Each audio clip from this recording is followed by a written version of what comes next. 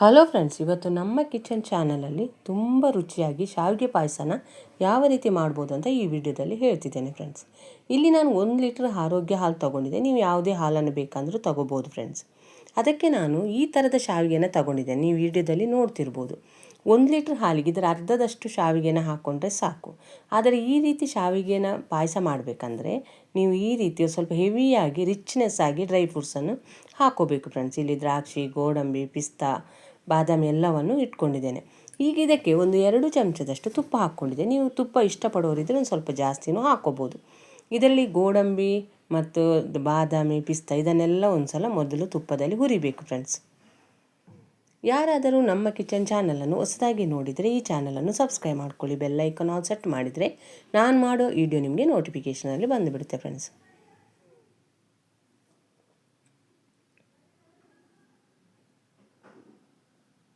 ಒಂದು 2 ನಿಮಿಷ ತುಪ್ಪದಲ್ಲಿ ಇದನ್ನು ಹುರಿದ ಮೇಲೆ ಕೊನೆಯಲ್ಲಿ ಒಂದು ಸ್ವಲ್ಪ ದ್ರಾಕ್ಷಿನೂ ಕೂಡ ನಾನು ಇಲ್ಲಿ ಸೇರಿಸ್ಕೊತೇನೆ ಫ್ರೆಂಡ್ಸ್. ನಿಮಗೆ ನಮ್ಮ ಕಿಚನ್ ಚಾನಲಲ್ಲಿ ಬರೋ ವಿಡಿಯೋ ಇಷ್ಟ ಆದರೆ ಆದಷ್ಟು ಲೈಕ್ ಮಾಡಿ, ಶೇರ್ ಮಾಡಿ, ನಮ್ಮ ಚಾನಲನ್ನು ಸಪೋರ್ಟ್ ಮಾಡಿ ಫ್ರೆಂಡ್ಸ್.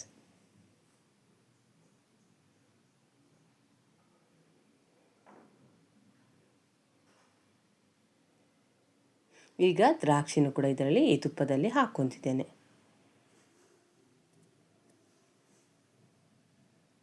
ಈಗ ದ್ರಾಕ್ಷಿ ಇದನ್ನೆಲ್ಲ ತುಪ್ಪದಲ್ಲಿ ಹುರಿದ ಮೇಲೆ ಒಂದು ಪ್ಲೇಟ್ನಲ್ಲಿ ಸಪ್ರೇಟಾಗಿ ತೆಗೆದಿಡ್ತಿದ್ದೇನೆ ಫ್ರೆಂಡ್ಸ್.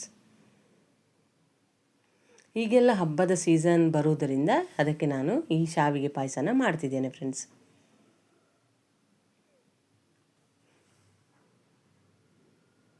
ಈಗ ಇದಕ್ಕೆ ಅದೇ ತುಪ್ಪಕ್ಕೆ ಈ ಶಾವಿಗೆನ ಹಾಕ್ಕೋಬೇಕು. ತುಪ್ಪದಲ್ಲಿ ಶಾವಿಗೆನ ಈ ರೀತಿ ಚೆನ್ನಾಗಿ ಫ್ರೈ ಮಾಡ್ಕೋಬೇಕು ಫ್ರೆಂಡ್ಸ್. ಭಾಳ ಹೊತ್ತೇನು ಫ್ರೈ ಮಾಡ್ಕೊಳ್ಳೋದು ಬೇಡ. ಒಂದು 2 ನಿಮಿಷದಷ್ಟು ಟೈಮು ಶಾವಿಗೆನ ತುಪ್ಪದಲ್ಲಿ ಹುರಿಬೇಕು. ಈಗ ಇಲ್ಲಿ 1 ಲೀಟ್ರ್ ಹಾಲಿಗೆ ನಾನು ಒಂದು 2 ಗ್ಲಾಸಷ್ಟು ನೀರನ್ನು ಸೇರಿಸ್ಕೊಂಡಿದ್ದೇನೆ ಫ್ರೆಂಡ್ಸ್. ಪೂರ ಹಾಲು ಅಷ್ಟೇ ಅಲ್ಲ, ಅದಕ್ಕೊಂದು 2 ಗ್ಲಾಸ್ ನೀರನ್ನು ಸೇರಿಸ್ಕೊಂಡು ಇಲ್ಲಿ ಕುದಿಯೋದಕ್ಕೆ ಇಡ್ತಿದ್ದೇನೆ. ಅದರ ಜೊತೆಗೆ ಒಂದು 2 ಕೇಸರಿ ದಳನೂ ಅದಕ್ಕೆ ಹಾಕ್ಕೊತಿದ್ದೇನೆ ಫ್ರೆಂಡ್ಸ್. ಯಾಕಂದರೆ ಒಂದು ಸ್ವಲ್ಪ ಬಣ್ಣ ಚೇಂಜ್ ಆಗಲಿ ಅಂತ ಕೇಸರಿ ದಳನೇ ಹಾಕ್ತಿದ್ದೇನೆ. ಆಪ್ಷನಲ್, ಇಲ್ಲ ಅಂದರೆ ನೀವು ಸ್ವಲ್ಪ ಅರಿಶಿನೂ ಕೂಡ ಹಾಕ್ಕೋಬೋದು. ಈಗ ಹಾಲು ಚೆನ್ನಾಗಿ ಒಂದು ಕುದಿ ಬಂದ ಮೇಲೆ ನಿಮಗೆ ಸ್ವೀಟ್ ನೋಡಿಕೊಂಡು ಎಷ್ಟು ಸ್ವೀಟ್ ಬೇಕೋ ಅಷ್ಟೇ ಸಕ್ಕರೆ ಹಾಕ್ಕೊಳ್ಳಿ. ನಾನೊಂದು 10ರಿಂದ 12 ಟೇಬಲ್ ಚಮಚದಷ್ಟು ಸಕ್ಕರೆನ ಹಾಕ್ಕೊಂಡಿದ್ದೇನೆ. ಈಗ ಸಕ್ಕರೆ ಹಾಕ್ಕೊಂಡ್ಮೇಲೆ ಒಂದು ಸಲ ಚೆನ್ನಾಗಿ ಕುದಿಸ್ಕೊಂಡು ಈಗ ಇದಕ್ಕೆ ಶಾವಿಗೆನೂ ಕೂಡ ಸೇರಿಸಿದ್ದೇನೆ ಫ್ರೆಂಡ್ಸ್.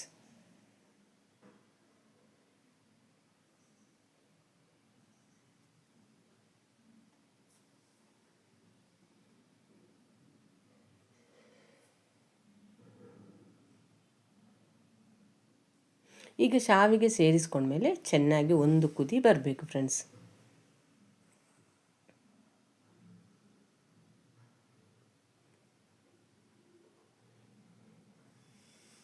ಈ ರೀತಿ ಚೆನ್ನಾಗಿ ತಿರುಗಿಸ್ಕೊತಾನೆ ಒಂದು ಕುದಿ ಬರುವವರೆಗೆ ಕುದಿಸ್ಕೋಬೇಕು.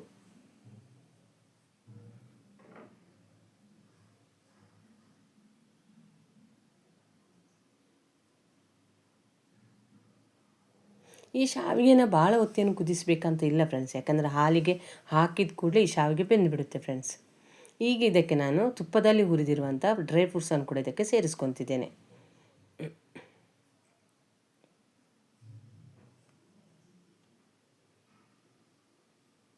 ನೀವು ವಿಡಿಯೋದಲ್ಲಿ ನೋಡ್ತಿದ್ದೀರಿ ಶಾವಿಗೆ ಪಾಯಸ ಯಾವ ರೀತಿ ಕುದೀತಿದೆ ಅಂತ. ಒಂದು ಕುದಿ ಬಂದರೆ ಸಾಕು ಮತ್ತು ತಣ್ಣಗಾದಮೇಲೆ ಕ್ರೀಮಿ ಟೆಕ್ಸ್ಚರ್ ಶಾವಿಗೆ ಪಾಯಸ ಅಂತೂ ರೆಡಿ ಆಗುತ್ತೆ ಫ್ರೆಂಡ್ಸ್.